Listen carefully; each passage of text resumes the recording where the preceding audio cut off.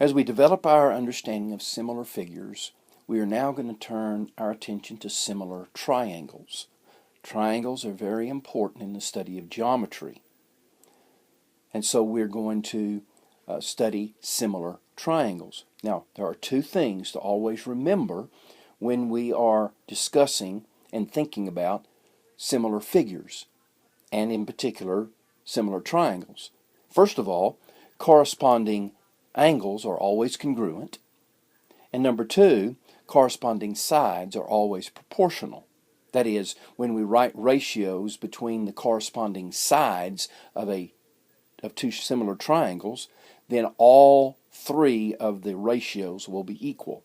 But what if we don't know all of the measures of the sides and angles? Is there a way of telling whether two triangles are similar without showing that all of the angle pairs are congruent and all of the sides are proportional?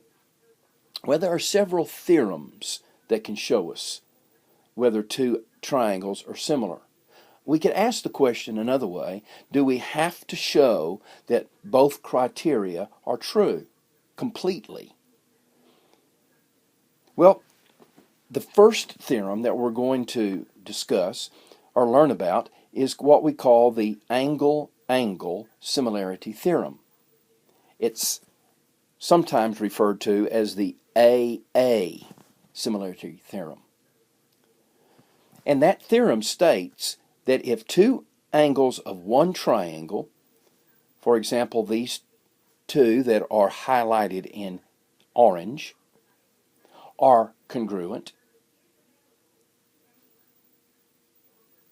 and these two that are highlighted in orange are congruent, then the two triangles are similar.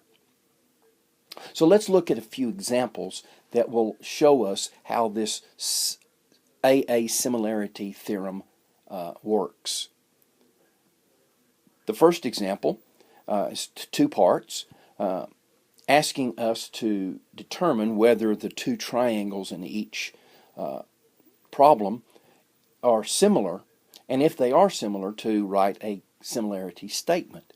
Similarity statement is simply a statement that the two triangles are similar, but we have to write it in a certain way. But to determine whether two triangles are similar, according to the angle-angle similarity theorem, all we have to do is show that two pair of corresponding angles are congruent. So let's look at example A first. In example A, the first thing we notice is that angle C is congruent to angle B. Why? Because they are both 90-degree angles.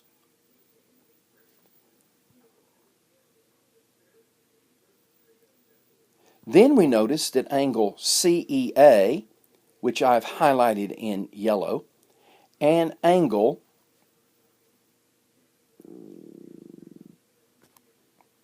BED, they are congruent because they are vertical angles.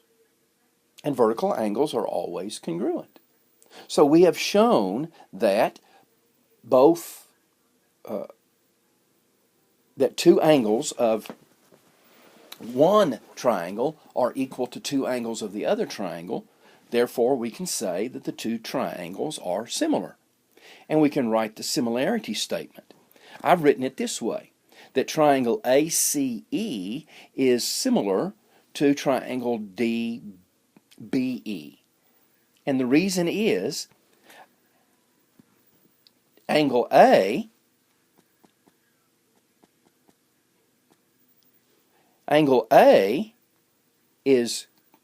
corresponds and is equal to angle D.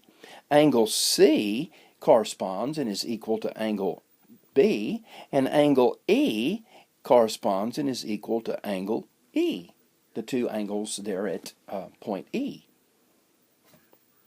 Now let's look at problem B.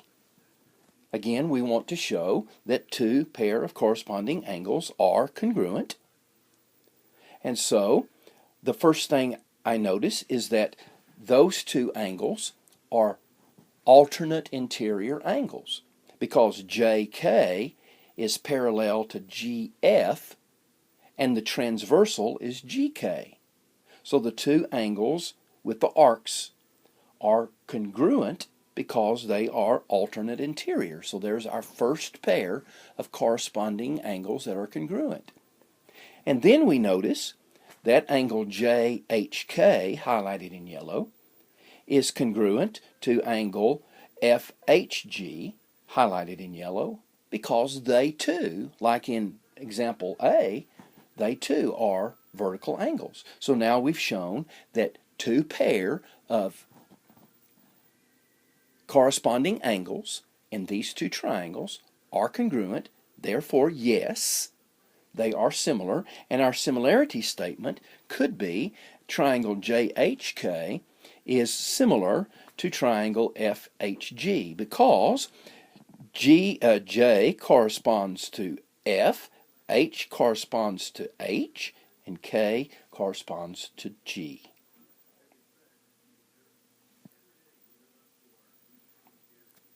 Another example in which we can use the similarity of two triangles to find missing measurements.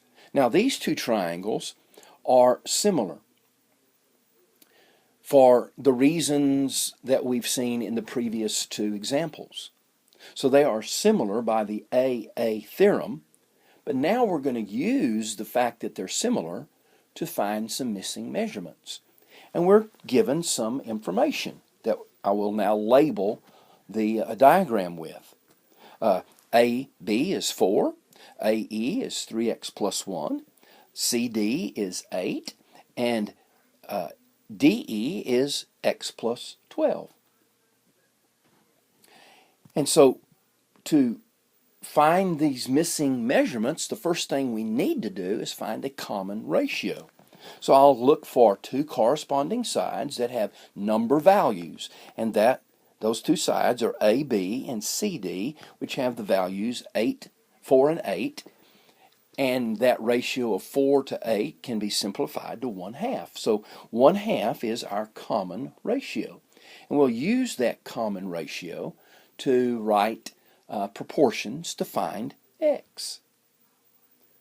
So I can write a proportion this way. 1/2 is equal to 3x plus 1 over x plus 12, because we are comparing the small triangle ABE to the large triangle DCE.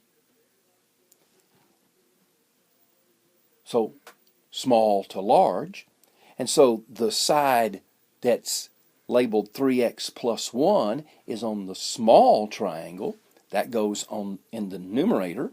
And the side labeled x plus 12 is on the large triangle and corresponds to the 3x plus 1. And that goes in the denominator. And now to solve this proportion, we will cross multiply.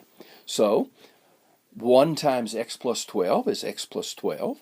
And then we will multiply 2 times 3x plus 1, which gives us 6x plus 2. And we'll solve it by, first of all, adding or subtracting 2 from both sides. That gives us 10 on the left-hand side.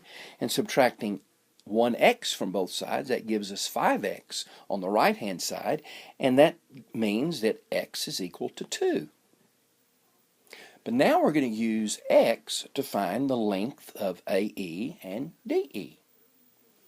So I'll substitute x with 2, so AE is 3 times 2 plus 1, which is 7. So AE is 7.